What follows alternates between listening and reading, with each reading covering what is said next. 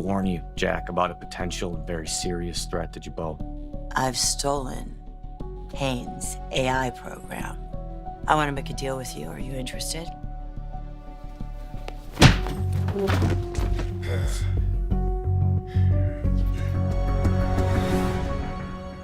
The Young and the Restless, YNR, spoilers update for Tuesday, October 28th, reveals that Chelsea Lawson, Melissa Claire Egan, will get a shocker while Victor Newman, Eric Braeden, accepts Phyllis Summers, Michelle Stafford, offer.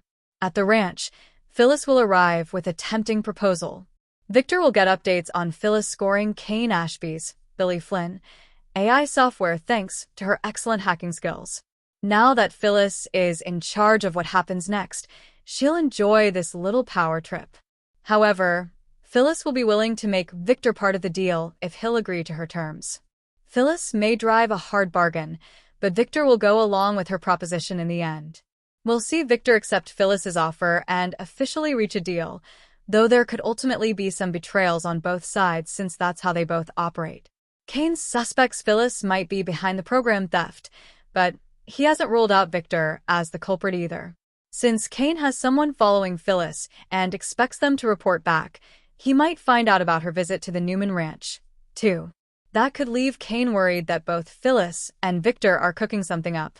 Regardless, Kane will decide he'd better set off some alarm bells for Jack Abbott, Peter Bergman, and make it clear that a threat is in the works. Jack will get a message that's vague and intriguing on Tuesday's show, so that could be from Kyle Abbott, Michael Mueller, if there's strange news from Los Angeles. However, it could also be from Kane if he gives Jack a heads-up ahead of his Abbott Mansion visit. No matter how it all goes down, Kane will eventually tell Jack and Diane Jenkins Abbott, Susan Walters, about his risky program potentially being in Victor's possession. Other YNR spoilers say Adam Newman, Mark Grossman, will pick a fight with Billy Abbott, Jason Thompson, who'll decide he can't take it anymore. Billy will make a fist and wallop Adam at the athletic club where anyone could see, including Chelsea. Chelsea will get quite the horror show when she enters the building and sees Billy go on the attack. Part of Chelsea may assume Adam did something to deserve it, but another part of her will be angry with Billy for escalating things to that level. The Young and the Restless spoilers say Chelsea will lash out at Billy as a result, but he'll think Adam is the problem here. Of all the days for the Genoa city sunlight to feel so accusing, Chelsea Lawson thought, staring out the floor-to-ceiling windows of her penthouse. It was Tuesday, and the world outside continued its indifferent spin, a stark contrast to the seismic shift that had fractured her own reality. The polished chrome and cool marble of her home, once a testament to her hard-won success and stability, now felt like a beautiful, sterile prison. The memory of Billy's confession, his voice a low, agonized tremor in the dim light of their bedroom, replayed on a loop behind her eyes. "It was me, Chelsea. I'm the one who sent the video to the SEC." The words were a scalpel, expertly dissecting the life they had built. The trust, the shared battles, the soft intimacy of late-night conversations, all of it lay in ruins at her feet. She had braced for an external enemy, a corporate rival, a shadow from their past. She never imagined the fatal blow would come from within, from the man who slept beside her, who promised to always have her back. A single, hot tear traced a path through her meticulously applied makeup, but she swiped it away with a furious jerk of her hand. Grief was a luxury she couldn't afford. Not yet.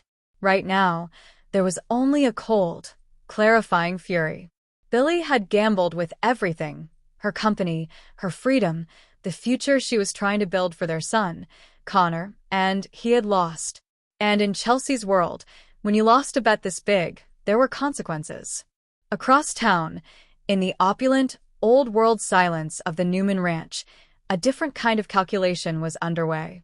Victor Newman, the patriarch, the king, sat behind his massive oak desk, a single sheet of paper before him. It was a proposal, audacious in its simplicity and breathtaking in its potential for chaos. And it had been presented by perhaps the only person in Wisconsin more unpredictable than himself, Phyllis Summers.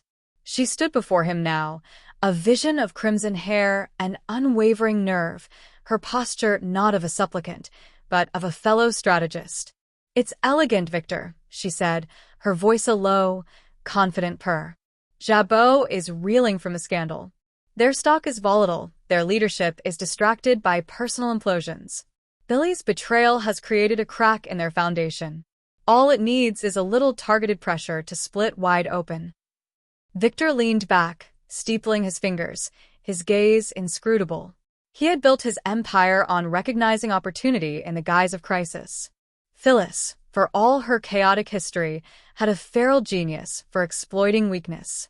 She was offering him a key, a way to destabilize his oldest rival, Jack Abbott, at his most vulnerable moment, all while maintaining a degree of plausible deniability.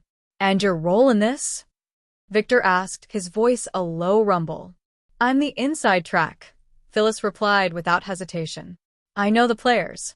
I know the emotional landscape. I can navigate the fallout in a way your corporate raiders never could. You provide the leverage, and I will be the wedge.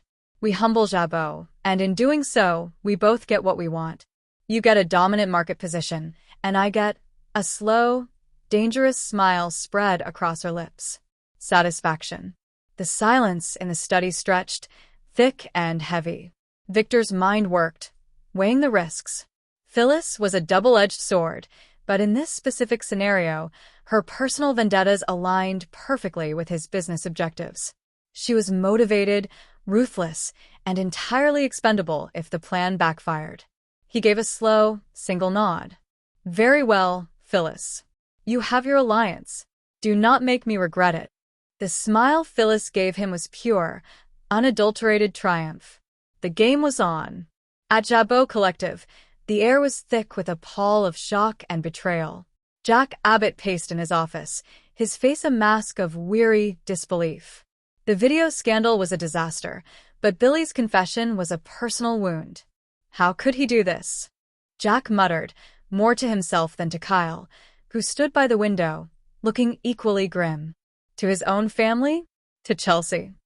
"He said he was trying to protect us," Kyle offered, though the words sounded hollow even to him. "That he thought Chelsea was a liability we couldn't afford. He's spiraling, Jack. This noble sacrifice act is just his latest crash and burn. His spiral is going to sink this entire company." Jack shot back, running a hand through his hair. "The board is screaming for blood. The SEC investigation just intensified tenfold, and our most valuable asset is the one who was just stabbed in the back by our own COO. This isn't a spiral, Kyle, it's a suicide run." Their conversation was interrupted by a soft knock. The door opened to reveal Chelsea. She stood perfectly still in the doorway, but the quiet storm in her eyes made both men fall silent. She looked nothing like the shattered woman Billy might have expected. She was composed, her jaw set, her gaze direct. "Chelsea," Jack began, his voice laden with apology. "I don't know what to say. What Billy did is unconscionable." "Thank you, Jack," she said, her voice cool and even. She stepped fully into the room, closing the door behind her with a soft, definitive click. "But I'm not here for apologies. I'm here for solutions." She laid out the situation with the chilling precision of a corporate assassin. She detailed the legal ramifications, the stock devaluation, the breach of fiduciary duty. She spoke not as a victim, but as a CEO assessing damages. "The only way Jabot survives this," Chelsea concluded, her eyes locking with Jack's, "is with a clear and decisive act of contrition. The board and the public need a head on a platter. And it can't be mine." The implication hung in the air, heavy and unavoidable. Kyle swallowed hard. "You're talking about firing Billy, terminating his contract." "I'm talking about saving this company," Chelsea corrected him, her tone leaving no room for argument. "He made his choice. He chose to betray me and jeopardize everything we've built here. Now, I'm choosing to protect my creation, my employees, and my son's future. I want William Abbott removed from his position, stripped of his voting shares, and escorted from the building. Today." The finality in her voice was absolute. This was not a plea. It was an ultimatum. The shocked, heartbroken Chelsea was gone. In her place was Chancellor's founder, a force of nature who had just drawn a line in the sand, and she was prepared to burn every bridge, even the one that led to the father of her child, to hold her ground. While corporate fortunes teetered on the brink, a more intimate drama was unfolding at the Grand Phoenix. Phyllis, buzzing with the adrenaline of her new pact with Victor, found Billy at the bar, a half-empty glass of whiskey reflecting the hollow look in his eyes. "Rough day?" she asked, sliding onto the stool next to him, her voice laced with a knowing irony. Billy let out a bitter, humorless laugh. "You could say that. I just handed my brother the moral high ground and nuked my life in one fell swoop. Quite an achievement." Phyllis studied him, her head tilted. She saw the self-pity, the grand tragedy he was constructing for himself. "You know, for a guy who just committed corporate seppuku to save everyone, you're looking remarkably unsaved." "What do you want, Phyllis?" he sighed, not in the mood for her particular brand of psychoanalysis. "I want to know what you're going to do now," she said, leaning in. "You're at a crossroads, Billy. You can lie down in the ditch you dug and let everyone walk over you. Or you can get up, get angry, and start fighting back." "Fight who? Myself? I'm the villain in this story, remember?" "Are you?" Phyllis's eyes glinted. "Or are you the fall guy?" "Chelsea's company was under investigation long before you sent that video. You just gave the SEC a juicy soundbite. Jack and Kyle were happy to have you as the dynamic duo when it suited them, but the second things get hard, they're ready to throw you to the wolves. And Chelsea," she paused, letting the name hang in the air. "She's already moved into damage control. Cold, hard, corporate survival. Do you really think she's sitting at home crying? She's probably drafting your termination papers as we speak." Her words were needles, expertly finding their marks. She was stirring the pot, feeding the very resentment and paranoia that made Billy so volatile. A cornered Billy Abbott was a dangerous, unpredictable weapon, and Phyllis was precisely the kind of person to point him in a useful direction. Billy stared into his glass, Phyllis's venom seeping into his already open wounds. The narrative of the noble martyr was beginning to crack, replaced by the older, more familiar sting of betrayal. If they were all going to treat him like the enemy, maybe it was time he started acting like one. The day's final act played out back at the penthouse. Chelsea had returned home, her mission at Jabot accomplished. The board had voted unanimously. Billy was out. She stood in the living room, waiting.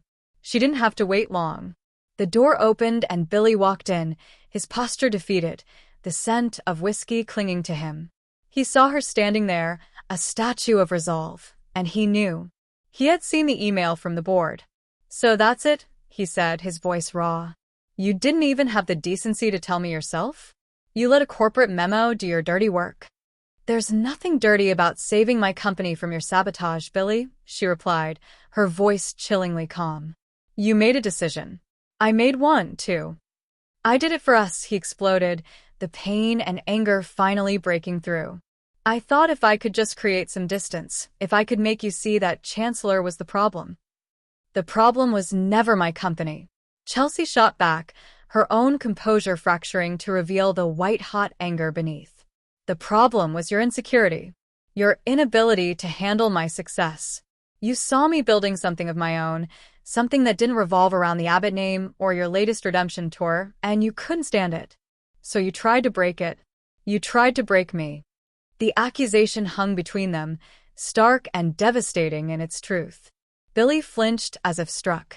All his self-justifications crumbled under the weight of her clarity. "I love you," he whispered, the words sounding pathetic even to him. "No," Chelsea said, shaking her head slowly, a fresh wave of pain flashing in her eyes. "You don't get to say that." "Not anymore. Love doesn't destroy. Love doesn't betray. You have to leave, Billy." "Chelsea, please." "Get out," she repeated, her voice dropping to a deadly whisper. "Now. And don't come back." For a long moment, they just stared at each other, the chasm between them now uncrossable. The shared dreams, the whispered promises, the life they had painstakingly built, all of it was gone, ashes on the polished floor. Finally, with a shuddering breath, Billy turned and walked out the door. The soft click of the latch was the loudest sound Chelsea had ever heard. It was the sound of an ending. As the door closed, sealing her in the silent, beautiful tomb of their home, Chelsea finally allowed herself to sink onto the sofa. The furious, resilient CEO vanished, and for the first time since his confession, she was just a woman, utterly alone. The sobs came then, racking and silent, tears of grief for a love that had been murdered not by an outside force, but from within its own house. Yet, even through the tears, a new resolve was hardening. Billy was gone. The life she knew was over. But as she looked around the empty penthouse, a fierce, survivalist spark ignited within her. She was Chelsea Lawson. She had survived con artists, paralysis, and heartbreak. She would survive this. And she would rebuild. But this time, she would do it entirely on her own terms. The shock of Billy's betrayal had shattered her world, but from the ruins, a new, more formidable Chelsea was beginning to rise. The game in Genoa City had just changed, and every player, from Victor Newman down, would soon have to contend with the woman she was about to become. The Young and the Restless, spoilers for Monday, October 27th, reveal that Kane Ashby makes a confession to Lily Winters. Tessa Porter has an intense dream about Daniel Romalotti, leaving her to wonder if it's a sign that her marriage is ending. Phyllis Summers makes a deal with Victor Newman, which has Danny Romalotti worried. On Monday, Kane runs into Adam Newman and Chelsea Lawson at the GCAC restaurant. The Young and the Restless, spoilers say Adam didn't waste time and encourages Kane to leave Genoa City, noting that he has no friends or allies in town. Adam adds that the hit pieces will keep coming, but Kane threatens that more defamation suits will follow. Later, Kane meets with Lily to discuss the AI.